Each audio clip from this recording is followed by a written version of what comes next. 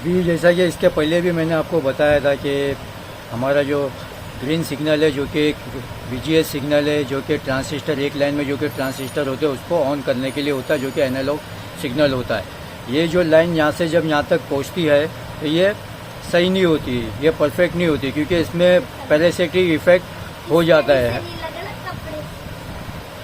क्योंकि इसके अंदर पैरासिटिक इफेक्ट हो जाता है, जो कि पैरासिटिक कैपेसिटर, ये पैरासिटिक कैपेसिटर और कंडक्टिव आर की वजह से होता है, जो कि ये CGS यानी capacitor between gate and source होता है, उसकी वजह से होता है। और ये जो रेसिस्टेंस इन पैरासिटिक कैपेसिटर जो कि कॉन्स्टिट्यूट इक्विवेलेंट होता है RC सर्किट लो पास फिल्टर के। इस तस्वीर के अंदर मैंने आपको VGH जो बताया है, जो कि लेफ्ट से राइट हो जाता है। ये तस्वीर में के हिसाब से मैं आपको बता रहा हूँ कि इलेक्ट्रिकल पल्स VGH यानी इलेक्ट्रिकल पल्स VGH जिसको हम गेट पल्स भी कहते हैं, जो कि एक खास लेंथ में लेफ्ट से राइट की तरफ शिफ्ट करती है, क्या करती है, जाती है। और पैरासिटिक इफेक्ट की वजह से इसके अंदर डिस्टॉर्शन हो जाता है। इसका जो राइजिंग जो VGH कंडक्शन ऑफ VGH के ऊपर जो पैरासिटिक इफेक्ट होता है उसकी वजह से इसका राइजिंग और फॉलिंग एज जो होता है वो डिस्टॉर्शन में चला जाता है। तो हम जो देख रहे हैं कि स्टार्टिंग के अंदर जो लाइन होती है ये यहाँ तक पहुँचते तक यहाँ पर ये सेम नहीं होती है, ये अलग हो जाती है, जिसको मैंने ग्रीन में बताया, और इसके ऊपर एक ब्लू में बताया जो कि लाइन बाय लाइन इसके ऊपर आ जाती है, यानी लास्ट तक पहुंचने तक ये सेम नहीं होती है और ये डिस्टॉर्शन में जाती है। और ये ज़्यादातर लार्ज स्केल जो लार्ज बड़ी स्क्रीन होती है उसमें ये होता है, क्योंकि इसका जो लार्ज स्क्रीन को लॉन्गर लाइन को कवर ये नहीं कर पाती है, इसके लिए ऐसा होता है। तो इसको हम हटाने के लिए, इसको सही करने के लिए हम एक सिग्नल का इस्तेमाल करते हैं, उसे हम OE सिग्नल बोलते हैं, आउटपुट इनेबल बोलते हैं। तो जैसा ही मतलब इसके ऊपर VGH और VGL के जो सिग्नल होते हैं, यानी हाई और लो सिग्नल, वो डिस्टॉर्शन में वो डिस्टॉर्शन में चले जाते हैं। VGH का जो सिग्नल होता है उसके ऊपर पैरासिटिक इफेक्ट होता है, तो उसका राइजिंग और फॉलिंग एज डिस्टॉर्शन में चले जाते हैं शिफ्ट टाइम में, यानी एक ही टाइम में राइजिंग एज और फॉलिंग का जो टाइम होता है शिफ्ट इन एक ही टाइम में ये टाइम में चले जाते हैं, डिस्टॉर्शन में चले जाते हैं। तो फर्स्ट लाइन जो होती है वो स्टॉप नहीं होती है, फर्स्ट लाइन जो होती है वो स्टॉप नहीं होती है, उसके सही टाइम के ऊपर स्टॉप नहीं होती, तो डाटा भी स्टॉप नहीं होती है। तो वो उसकी वजह से क्या होता है कि जो हमारी दूसरी लाइन होती है वो भी उसके ऊपर आ जाती है, यानी वो एंटेंड क्या करती है, ओनली विथ एंटेंड हो जाती है, दूसरी लाइन के साथ में भी ये एंटेंड हो जाती है।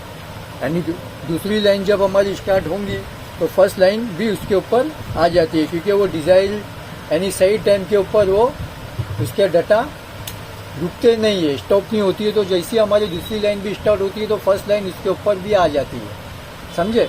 तो इसको हम ये फिनोमिना को क्या कहते हैं, हम क्रॉस टॉक फिनोमिना कहते हैं, जिसकी वजह से ये एबनॉर्मल डिस्प्ले को क्रिएट करती है। यानी इसका मतलब ही ये है कि दूसरी लाइन भी रीच हो जाती है फर्स्ट लाइन को और ये स्टॉप नहीं होती है, समझे आप। जैसा ही फर्स्ट लाइन का डाटा रिसीव होता है और ये स्टॉप नहीं होता है इसके डिजायर्ड टाइम के ऊपर, तो यहाँ पर जो दूसरी लाइन का जो डाटा होता है, हमारी दूसरी लाइन का जो डाटा होता है वो भी डिलीवर्ड हो जाता है, हमारी फर्स्ट लाइन के ऊपर डिलीवर्ड हो जाता है, समझे आप।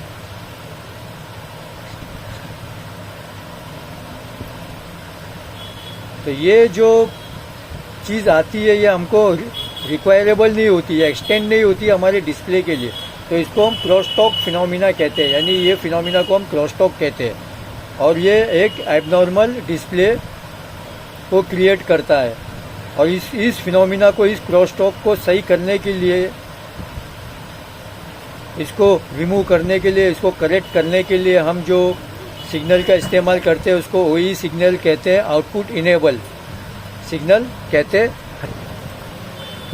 तो हम ये जो OE सिग्नल है, इस क्रॉसटॉक के फिनोमिना को निकालने के लिए OE सिग्नल का इस्तेमाल करते हैं। OE सिग्नल का इस्तेमाल जो कि time of activation, time of each line को कंट्रोल करने के लिए हम इस्तेमाल करते हैं OE का। OE क्या करता है कि OE का काम CKV1 और CKV-B1 के सिग्नल के टाइम को कंट्रोल करके इसके बीच में एक टाइम गैप, ये मिक्स ना हो जाए, एक टाइम गैप रखता है ताकि CKV1 और CKV-B1 हमारा मिक्स ना हो जाए। तो उसके अंदर एक टाइम को बनाता है, उसमें एक ब्लॉक जोन ये ऐसा बना के रखता है। देखो ये जो मैंने यहाँ पे बनाया है ना, ये देखिए आपको बताता हूँ मैं। ये जो हमारा आउटपुट इनेबल है, जब हम इसका इस्तेमाल करते हैं तो ये सिग्नल जब हाई लेवल में होता है तो ये स्टॉप कर देता है, सब लाइन को स्टॉप कर देता है, जो कि एक्टिव होती है वो सब लाइन को स्टॉप कर देता है। और अनफॉर्चुनेटली जो ऑपरेटिंग टाइम होता है दो लाइन का, जो कि ओवरलैप होता है, तो OE is allowed to block, यानी जो ऑपरेटिंग टाइम जब होता है और ये टू लाइन जब ओवरलैप होती है तो OE क्या करता है, इसको ब्लॉक करता है। देखो मैंने यहाँ ग्रीन से बताया क्या करता है, एक ब्लॉक जोन वहाँ पर बनाता है। देखो ये हमारा XAO सिग्नल है, यहाँ पे मैंने आपको ये देखो यहाँ बताया, ये ब्लॉक जोन है, ये इसको ब्लॉक करता है और उसको फिल करता है। और ये ऐसा इसको ब्लॉक करके एक ब्लॉक जोन बनाता है और प्रिवेंट करता है, डाटा को मिस डायरेक्ट होने से प्रिवेंट करता है। यानी डाटा जब लिंक होता है, काम करने के लिए तैयार होता है, तो वो मिस डायरेक्शन में नहीं चले, उसको प्रिवेंट करता है। और ये जो इक्विवेलेंट होता है, हर लाइन को, हर लाइन के ऑपरेटिंग टाइम को कंट्रोल करने के लिए ये क्या होता है, इक्विवेलेंट होता है। और इसकी जो चौड़ाई होती है पोल की, ये वेरिएबल होती है। देखो ये क्या होती है, वेरिएबल होती है।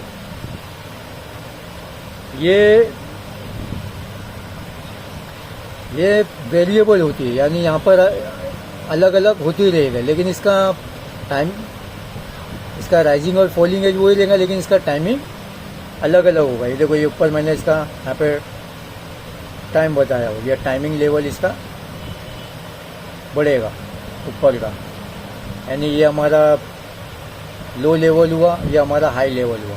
हाई लेवल ये ऐसा बढ़ सकता है। तो अभी इसमें क्या होता है कि ये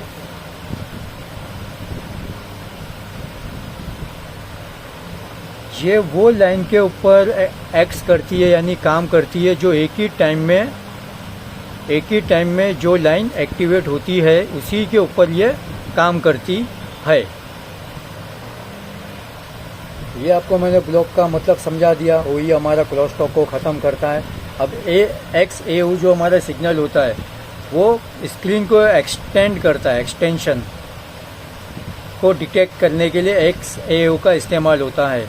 ये सिग्नल ऐड इसके लिए किया जाता है कि इमेज के अंदर कोई भी प्रॉब्लम ना आए, कोई भी प्रॉब्लम इमेज के अंदर नहीं आए, उसके लिए ये XAO सिग्नल डील करता है वो टर्म से जो कि इमेज के अंदर, जिसकी वजह से कोई भी इमेज में प्रॉब्लम ना आए। और जब तक जो कि स्क्रीन हमारी टर्न ऑफ नहीं हो जाती है। अब क्या है कि स्क्रीन जब XAO सिग्नल हमारा हाई स्टेट पे रहेगा, स्क्रीन जो हमारी हाई स्टेट पे रहेगी तो स्क्रीन टर्न ऑफ हो जाती है। तो जो AXU सिग्नल होता है वो लो स्टेट में जाता है। ये देखो यहाँ पे मैंने आपको बताया है। तो AXU सिग्नल क्या होता है, लो स्टेट में जाता है। तो जिसकी वजह से जितने भी ट्रांजिस्टर होते हैं वो ऑन हो जाते हैं, सेम टाइम के ट्रांजिस्टर ऑन हो जाते हैं।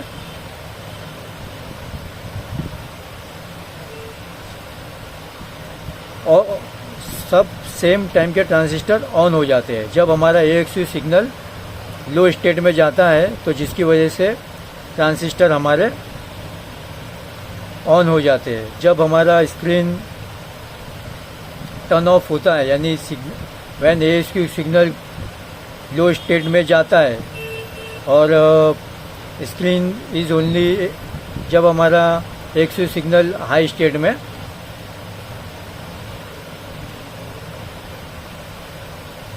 समझे आप। तो मतलब क्या है कि जब हमारा AXU सिग्नल इमेजनरी टर्म के अंदर कोई भी प्रॉब्लम ना है, डिस्प्ले के अंदर इमेज में कोई भी प्रॉब्लम ना है, जब तक टीवी हमारा स्टार्ट है और हमारा AXU सिग्नल हमारा हाई स्टेट 1 के ऊपर है, जब तक हमारा टीवी ऑफ नहीं हो जाता। तो जैसे ही अगर हमारा टीवी ऑफ हो जाता है तो AXU सिग्नल जो कि लो स्टेट में जाता है, जिसकी वजह से TFT ट्रांजिस्टर सेम टाइम में ऑन हो जाते हैं। और ये कैपेसिटर जो होते हैं, स्क्रीन के कैपेसिटर होते हैं, उसको अलाउ करते हैं, स्क्रीन को डिस्चार्ज करने के लिए अलाउ करते हैं। This is why AXU signal sign to reset function, जिसकी वजह से हमारा XAO सिग्नल यानी एक्स ऑन सिग्नल हमारा रीसेट फंक्शन में जाता है। तो ये क्रोनोग्राम जो है यही क्रोनोग्राम में मैंने आपको यही सब बताया है। ये देखिए, अगर हाई स्टेट में रहेगा तो हमारा इमेजिनरी टर्म दिखता रहेगा कि उसके अंदर कोई भी प्रॉब्लम ना है और स्क्रीन को एक्सटेंड करता रहेगा। जैसे ही टीवी बंद हो जाएगा तो ये लो स्टेट में जाएगा और लो स्टेट में जाकर ये TFT के ट्रांजिस्टर को ऑन कर देगा, वही सेम टाइम के, जिसकी वजह से कैपेसिटर ऑफ द जो स्क्रीन होते हैं, कैपेसिटर जो स्क्रीन के होते हैं वो डिस्चार्ज हो जाते हैं और ये रीसेट फंक्शन में चला जाता है। यही मैंने आपको सब यहाँ पर बताया है। अब इसका एक्टिवेशन मैंने भी आपको टाइम बताया हुआ है। अब ये देखिए, जैसा कि G1 स्टार्ट हो रहा है तो ये पूरा मैंने आपको स्टार्ट करके यहाँ पर बताया कि एक्टिवेशन टाइम यहाँ पर हो रहा है, तो ये भी हमारा एक्टिवेट हो रहा है। जैसा ये हमारा ओवरलैपिंग को ख़त्म करने के लिए हमने OE का इस्तेमाल करा, तो OE का इस्तेमाल करके ये हमारा डीएक्टिवेशन टाइम यहाँ पर हो रहा है। और ये हमारा गेट 1 OE प्लस OE के साथ में, ये देखिए ये OE के साथ में ये हमने इसको यहाँ पर ब्लॉक जोन करा और ये इसके साथ में पूरा ये कैटेगरी पूरी देखिए OE के साथ में ये पूरी कैटेगरी कि इसको पूरा ब्लॉक करके ये इसको साथ में मिला रहा है ताकि ओवरलैप नहीं हो। और ये सब देखिए एक्टिवेशन टाइम और डीएक्टिवेशन टाइम सब बराबर चल रहा है, समझे आप। ये एक AXU सिग्नल पूरा इसको कवर भी कर रहा है और ये एक्टिवेशन टाइम और डीएक्टिवेशन टाइम जैसा कि मैंने आपको बता दिया हो आउटपुट OE के साथ में। आप ग्राफ से भी देख रहे हो, इसमें ये कुछ भी नहीं है, ये हमारा XAO सिग्नल है, ये हमारा XAO सिग्नल है।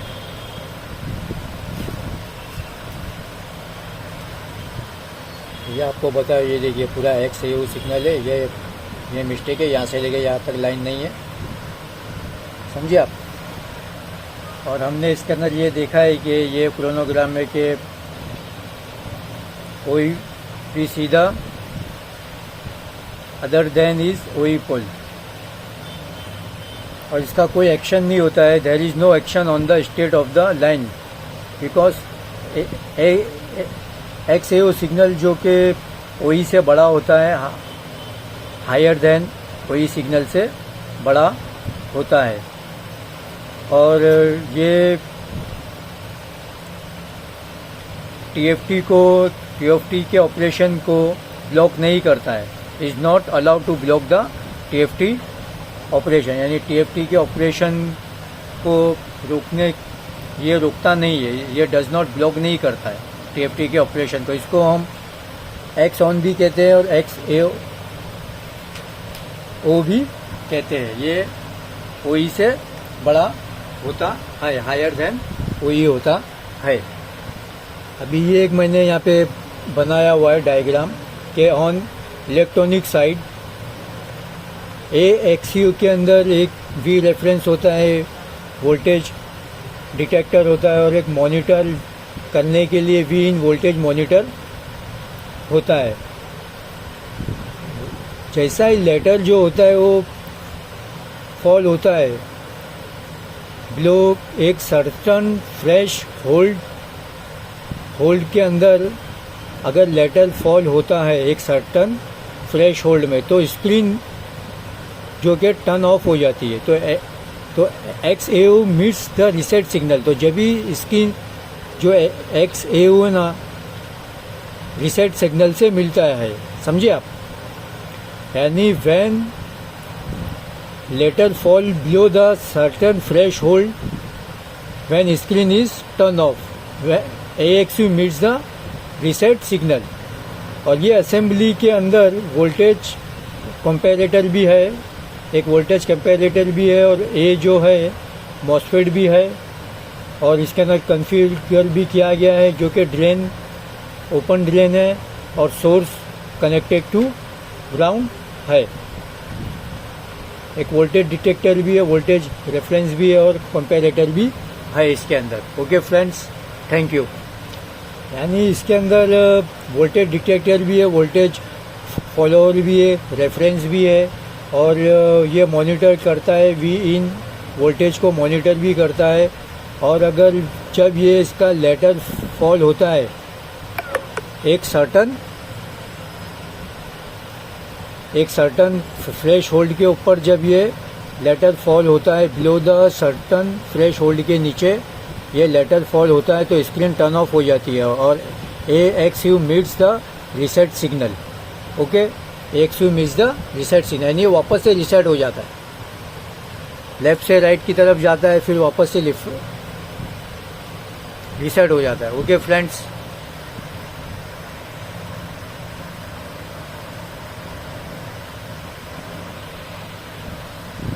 Okay friends, thank you.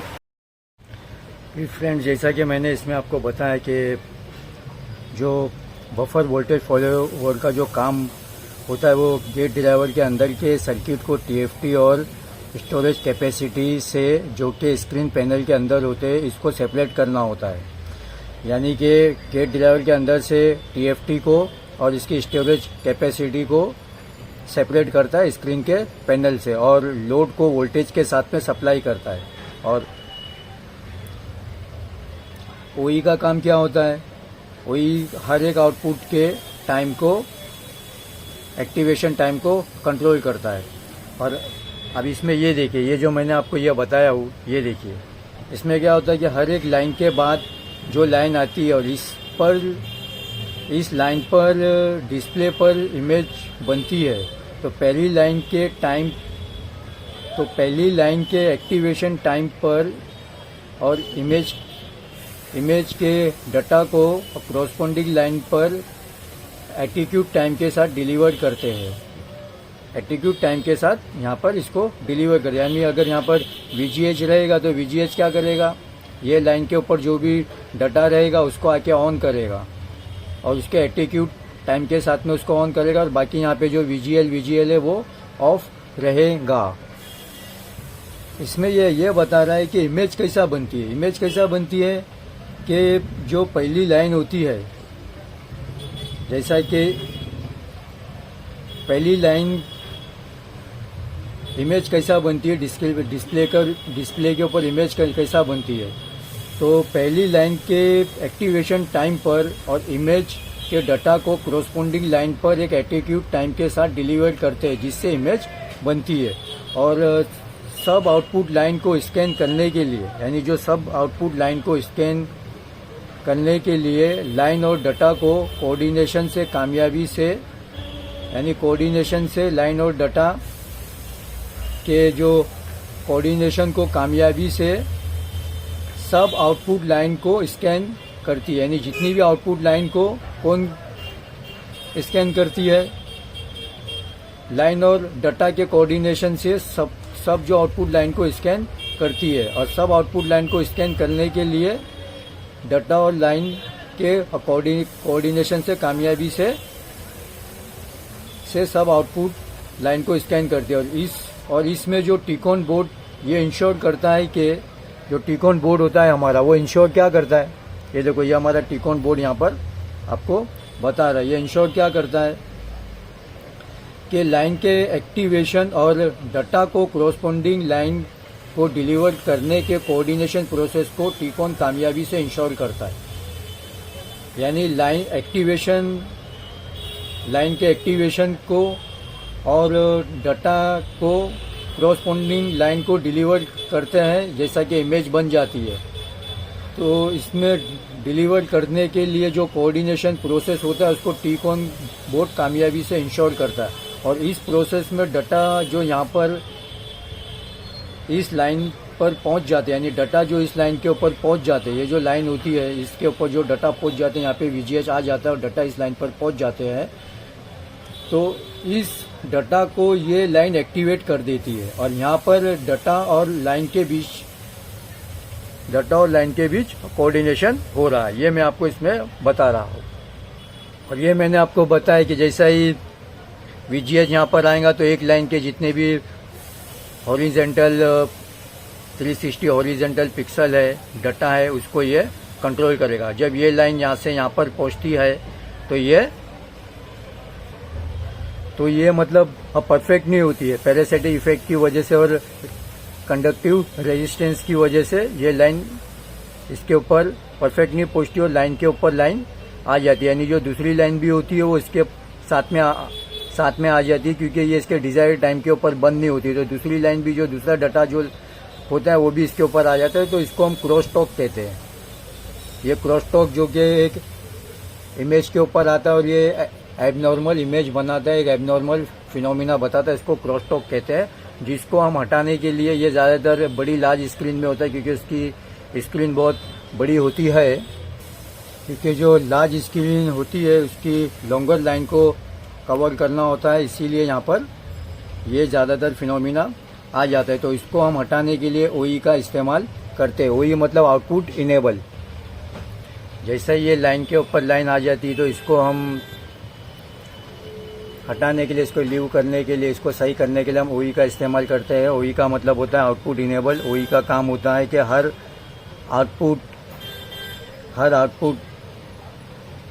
हर जो गेट ड्राइवर का जो आउटपुट लाइन होती है उसके एक्टिवेशन टाइम को कंट्रोल करता है। और इस फिनोमिना को हम क्रॉस टॉक भी कहते हैं। और ये क्रॉस टॉक जो कि OE सिग्नल से सही होता है। अभी ये जो सिग्नल जो होता है when OE signal high stage के ऊपर होगा, देखो ये OE सिग्नल मैंने आपको इसमें बताया हाई स्टेज के ऊपर होगा, तो ये सब लाइन को जो क्या स्टॉप कर देगा, जो कि एक्टिव जो होती है वो सब लाइन को स्टॉप कर देगा। अनफॉर्चुनेटली क्या होगा, क्या ऑपरेटिंग टाइम जो दो लाइन का होता है वो ओवरलैप होता है। तो OE is allowed to block this zone. OE जो ये जोन को ब्लॉक करता है, क्या करता है, ब्लॉक करता है और प्रिवेंट करता है डाटा को मिस डायरेक्ट होने से, डाटा को प्रिवेंट करता है, नहीं रोकता है। और ये जो होता है इक्विवेलेंट होता है। और इसका जो कंट्रोल करने का ऑपरेटिंग टाइम होता है वो इस लाइन को कंट्रोल करने का टाइम इक्विवेलेंट होता है। हर लाइन को कंट्रोल करने का ऑपरेटिंग टाइम इक्विवेलेंट होता है, समझे। और आप इसमें देख रहे हो कि इसकी जो चौड़ाई वेरिएबल होती है और ये हमेशा उसी के ऊपर एक्ट करेगी जो लाइन एक ही सेम लाइन के अंदर एक्टिव रहेगी, ये उसी के ऊपर ऑपरेट करती है। ये हमेशा वेरिएबल रहती है। देखो ये हमेशा इसका विड्थ जो रहेगी ना, चौड़ाई वेरिएबल रहेगी। तो ये दो जोन जो मैंने आपको बताया हूँ। और इसके बाद देखो क्या होता है, G1 आउटपुट प्लस OE। यहाँ पे G1 आउटपुट था, यहाँ पे G1 आउटपुट प्लस OE। तो ये ऐसा फिगर बन रहा है। जितने भी समझो 1 2 3 4 5 जितने भी आउटपुट रहेंगे उसमें प्लस OE होगा और ऐसा ये जोन बनाएगा। उसके ऊपर ओवरलैपिंग होने नहीं देगा हर लाइन को, यानी CKV1 और CKV-B1 को ओवरलैपिंग होने नहीं देगा। यानी जो हमको टाइम बीच में चाहिए था डिजायर टाइम के ऊपर रोकना, वो यहाँ पर हमको मिल जाता है। क्योंकि उसके पहले हमारे पास डिजायर टाइम नहीं था कि उस डिजायर टाइम के ऊपर, उस सही टाइम के ऊपर, उस एटीट्यूड टाइम के ऊपर वो चीज़ रुक के वहाँ पे वो अपना काम सही तरह से करे। यहाँ पे हम टाइम के ऊपर उसको रोक के वापस उससे फंक्शन इस जोन से इस जोन को ब्लॉक करके टाइम को हम कैप्चर करके वहाँ पर हम रोक रहे हैं और उसको प्रोसेस में ले रहे हैं। अभी इसमें देखिए XAU आया है, इसके पहले OE के पहले। ये क्या होता है कि ये सिग्नल जो कि अलाउ करता है स्क्रीन को एक्सटेंड करने के लिए, ये डिटेक्ट करता है। ये सिग्नल अलाउ करता है to detect the extension of screen. Screen को एक्सटेंड करने के लिए ये डिटेक्ट करता है ये सिग्नल। और ये सिग्नल इसके लिए इस्तेमाल किया जाता है कि इमेज के अंदर कोई भी प्रॉब्लम नहीं आए, यानी इमेज में कोई भी प्रॉब्लम नहीं आए, इसके लिए ये सिग्नल का इस्तेमाल किया जाता है। जब तक स्क्रीन ऑफ नहीं होती, जब तक ये अपना काम करते रहता है। अब जब अगर स्क्रीन ऑन होंगी और AXU सिग्नल हाई स्टेट पर होगा तो ये अपना काम करते ही रहेगा, यानी स्क्रीन को डिटेक्ट भी करते रहेगा और इमेजनरी प्रॉब्लम के अंदर इमेज में कोई भी प्रॉब्लम आने नहीं देगा। और वैन स्क्रीन जब टर्न ऑफ हो जाएंगी और XAU सिग्नल लो स्टेट में जाएगा, तो जिसकी वजह से क्या होगा कि TFT ट्रांजिस्टर जो होते हैं ऑन हो जाते हैं, जो कि सेम लाइन में होते हैं, वो सब ट्रांजिस्टर ऑन हो जाते हैं। और ये कैपेसिटर, स्क्रीन के जो कैपेसिटर होते हैं उसको डिस्चार्ज कर देते हैं, जिसकी वजह से AXU सिग्नल वापस से रीसेट फंक्शन में चला जाता है। और ये क्रोनोग्राम के अंदर हमने क्या बताया, ये जो क्रोनोग्राम के अंदर कि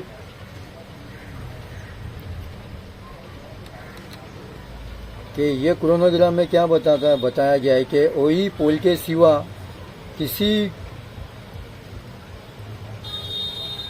किसी भी स्टेट ऑफ लाइन के ऊपर एक्शन नहीं होता है, क्योंकि AXU जो कि बड़ा होता है हायर देन OE होता है, और OE होता है और इससे बड़ा होता है। OE सिग्नल से देखो ये बड़ा है। और ये क्या करता है, ये TFT के ऑपरेशन को कामयाबी से चलने देता है, उसको ब्लॉक करने नहीं देता है। समझे आप? It does not allow to block the operation of TFT। और XAU को सिग्नल को हम एक्स ऑन भी कहते हैं और रीसेट भी कहते हैं। ये इसके अंदर मुझे आपको बताना था। अभी इसमें ये देखिए, ये मैंने सब आपको इसमें बता दिया कि शिफ्ट रजिस्टर, लॉजिक कंट्रोलर जो कि shift register CPV, CKV, LR, UD, up down, left right, HTV, CKV, CPV के साथ। और ये हमारा logic control VSS, logic power जो कि VSS, VDD, XO, ON और XO और OE सिग्नल जो कि लॉजिक कंट्रोल के साथ में यहाँ पे हमको जो भी यहाँ पे इनपुट होगा वही हमको यहाँ पर आउटपुट पे भी सेम वैल्यू यहाँ पर मिलेगी। और लेवल शिफ्टर में जाएगा, बफर में जाएगा VGH और VGL, हमको यहाँ पे एनालॉग सिग्नल मिलेगी। बफर में जाके ये बफर इसको अलग करेगा, TFT को, बफर जो कि TFT को और इसका जो स्टोरेज कैपेसिटी होता है उसको गेट ड्राइवर से अलग करके डायरेक्ट स्क्रीन के ऊपर भेजेगा। ये देखो ये ऐसा भेजेगा। और इसमें क्या होता है कि जैसा ही VGH यहाँ पर आएगा तो उस लाइन के जो भी RGB सिग्नल होते हैं वो सब ऑन हो जाएंगे, RGB TFT सब ऑन हो जाएंगे। अब बाकी सब के ऊपर VGL 0 आएगा और VGL रहेगा तो उस लाइन के डाटा जो है ऑफ रहेगी, वो लाइन के डाटा जो कि ऑफ रहेगी। जैसा कि मैंने आपको यहाँ पर ये बताया, देखो ये यहाँ पर बताया, यहाँ पर आएगा तो ये लाइन इस लाइन के डाटा को एक्टिवेशन कर देगा एक सही टाइम के साथ। यानी पहली लाइन के बाद हर एक लाइन के बाद जो लाइन आती है और पहली लाइन और इस लाइन पर डिस्प्ले पर इमेज बनती है और पहली लाइन के एक्टिवेशन टाइम पर और इमेज के डाटा को कोरस्पोंडिंग लाइन पर एक एटीट्यूड टाइम के साथ दिया जाता है। एटीट्यूड टाइम के साथ दिया जाता है, एक एटीट्यूड टाइम के साथ में दिया जाता है। यानी पहली लाइन जो भी लाइन एक्टिवेशन होती है VGH के साथ में, VGH आएगा तो सब लाइन को, सब TFT को, RGB को जो कि एक लाइन में होते हैं उसको ऑन कर देगा।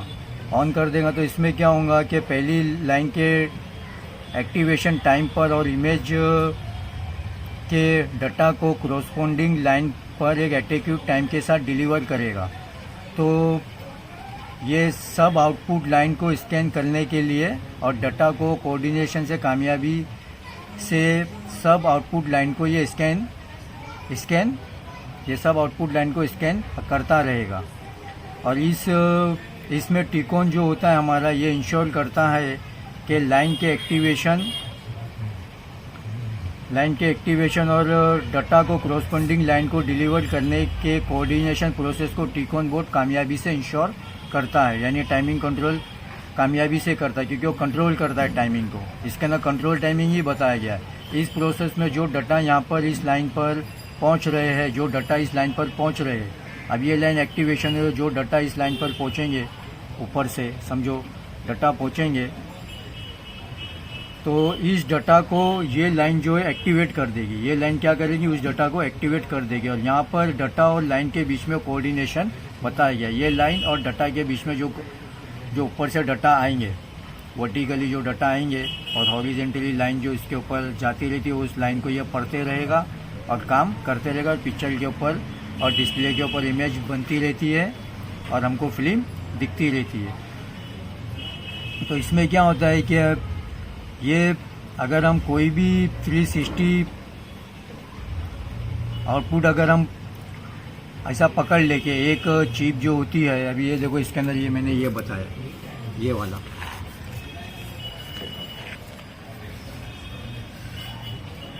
देखो, ये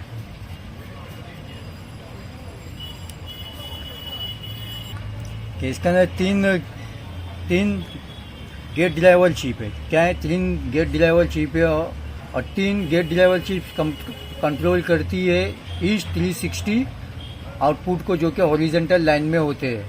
समझे, ये मैंने आपको पहले भी बता दिया। और ईच क्लॉक 180 लाइन को कंट्रोल करती है। ईच क्लॉक 180 लाइन को कंट्रोल करती है। और इसके अंदर मैंने ये बता दिया हूँ आपको कि CKV1, CKV-B1 पहले के लिए, पहले वाला जो गेट ड्राइवर आउटपुट होता है उसके लिए आइडेंटिफाई होता है। दूसरे वाला CKV2, CKV-B2 दूसरे के लिए, CKV3 और CKV-B3 और तीसरे गेट ड्राइवर आउटपुट के लिए आइडेंटिफाई करता है हमारे सोर्स PCB के ऊपर। और CKV1, 2 CKV मैं बोल रहा हूँ, CKV1, 2 और 3 हमारा आउट लाइन को कंट्रोल करता है। और CKV-B1, CKV-B1, CKV-B2, CKV-B3 हमारा इवन लाइन को कंट्रोल करता है। ये हमेशा आप ध्यान रखो। मैंने अभी आपको ये पूरा बता दिया कि कैसा गेट ड्राइवर कैसा फंक्शन करता है, उसमें क्या क्या प्रोसेस होते हैं, ये मैंने आपको पूरा बता दिया। Level shifter, logic control, shift register, logic control, level shifter और बफर से स्क्रीन के ऊपर कैसा होता है, ये सब बता दिया। Okay friends, thank you.